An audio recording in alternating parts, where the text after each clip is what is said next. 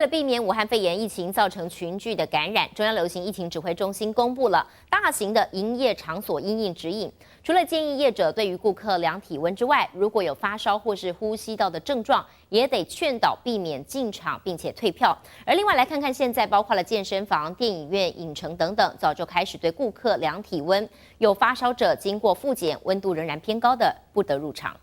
为了避免人潮群聚感染，各行各业防疫动起来。现在想要进场看电影，得先量体温才能进场。不好意思，这边帮你量一下体温哦。量完额温，确定没超过37度半才能进场，就是要确保防疫面面俱到。只要超过体温37.5度的客人呢，基本上我们都会全额退费，也比较跟客人抱歉的地方。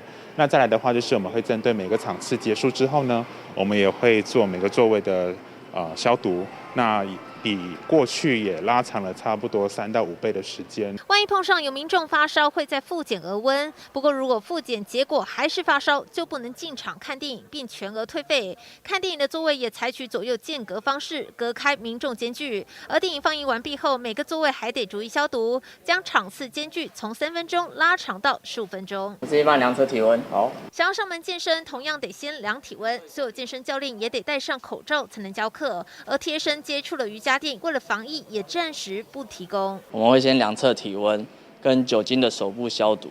那如果他今天有发烧的状况，那我们就请他今日暂时就是不要尽管运动。